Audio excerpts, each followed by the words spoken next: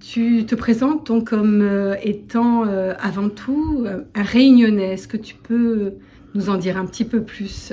Je suis quelqu'un qui a vécu qui a vécu et qui vit sur une île. Donc j'ai ce rapport un peu particulier, c'est-à-dire que je vis dans un espace clos, entouré d'eau de mer, qui est entre deux grandes cultures, celle du Nord et celle du Sud. Un poète chez nous dit, mon île est le nombril du monde. Et je trouve ça très beau, parce que a priori, le nombril, ça sert à rien. Mais si t'en as pas, t'es dans la merde. Et j'aime beaucoup avoir cet espace-là. C'est-à-dire que de mon île, regarder le monde me permet de faire un pas de côté. Parce que je suis pas pris dans les grands événements, parce que ces grands événements sont au-delà de la mer. Et en même temps, des fois, c'est douloureux parce que des fois, je dois aussi fouiller dans ma plaie à moi. C'est d'autant plus compliqué que quand tu es sur une île, quand tu commences à fouiller la plaie, personne ne peut tourner les regards, quoi. Est-ce que tu peux nous parler de ton itinéraire théâtral? C'est un espace très étrange pour moi parce que je suis arrivé un peu au théâtre par accident. En fait, le théâtre est arrivé très tard dans ma vie. Pour une simple raison, c'est que je ne pensais pas y avoir droit. C'est en arrivant à l'université et en commençant à me questionner, la littérature, que je me suis dit, tiens, c'est étrange, j'ai pas vu ça. Je sais pas ce que c'est quoi. Je peux pas écrire des choses, tu vois, sur Molière, etc. en n'ayant jamais vu une pièce, c'est compliqué, quoi. Et donc, à un moment, j'ai pris mon courage de main, je suis allé au théâtre. Et là, choc esthétique. Je me rappelle très bien de ma première pièce que j'ai vue, Le viol de Lucrèce de William Shakespeare. Et j'ai été bouleversé, mais aux larmes. Mais cet art, il est fou parce que c'est d'abord l'histoire de corps qui parle. Ils n'ont pas besoin de tout dire, là. Il y a ce que le corps raconte, ce que la mise en scène porte, ce que la musique laisse sous-entendre, ce que la lumière décide de me montrer ou pas. Et je me dis, mais là, il y a un champ de travail, d'exploration, de jeu pour moi qui est fou. Et donc, il m'a fallu un peu de temps pour m'autoriser à dire, ok, je vais essayer. Et donc, j'ai eu un parcours en tant qu'amateur où j'ai écrit mes premières pièces un peu, voilà. Ensuite, j'ai fait le conservatoire et c'est en quittant le conservatoire, quand j'ai fini, que j'ai monté ma compagnie et j'ai décidé d'en faire mon métier.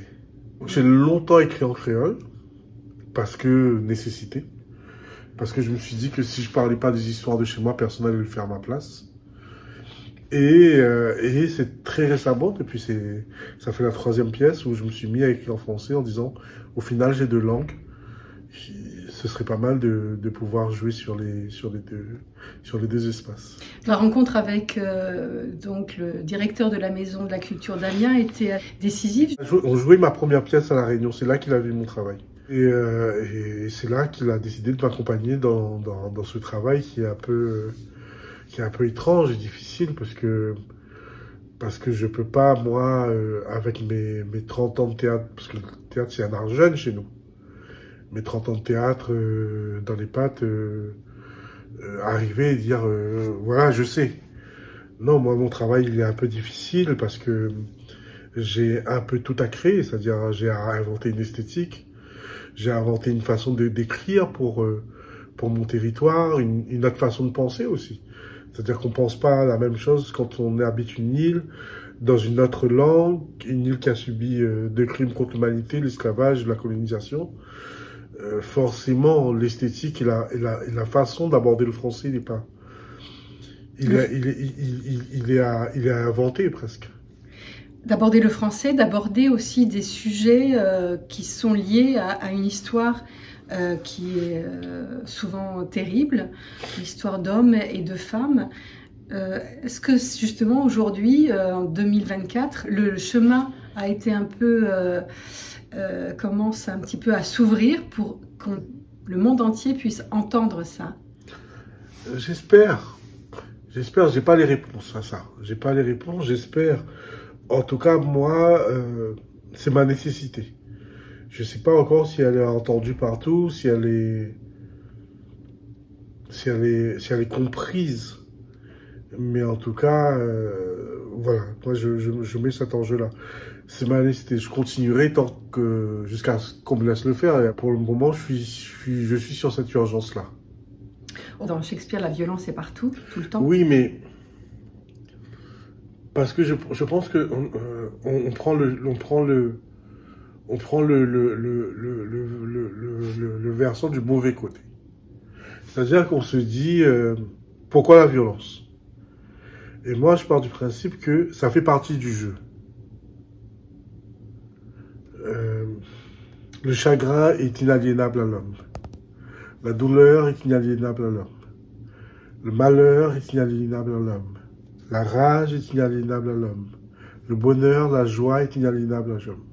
On ne peut pas faire comme si ça ne doit pas arriver. C'est pas vrai. C'est se mentir. Il m'arrive d'être blessé, il m'arrive de blesser, il m'arrive de me tromper, il m'arrive de tomber, il m'arrive de courir, il m'arrive de porter. Et ça fait partie de la vie. Et pourquoi on refuserait ça? Ma question à moi, elle n'est pas la violence. Ma question, c'est pourquoi on se fait du mal. J'ai lu les premiers textes de théâtre indien. Ça pose déjà cette question. Pourquoi on a mal? Pourquoi on se fait du mal? Et il n'y a pas de bonne raison. Il n'y a pas de bonne raison. Et je pense que c'est pour ça qu'on fait du théâtre. Pour que le jour où ça nous arrive, on puisse juste être debout et dire « Ok, j'ai déjà croisé ça quelque part. »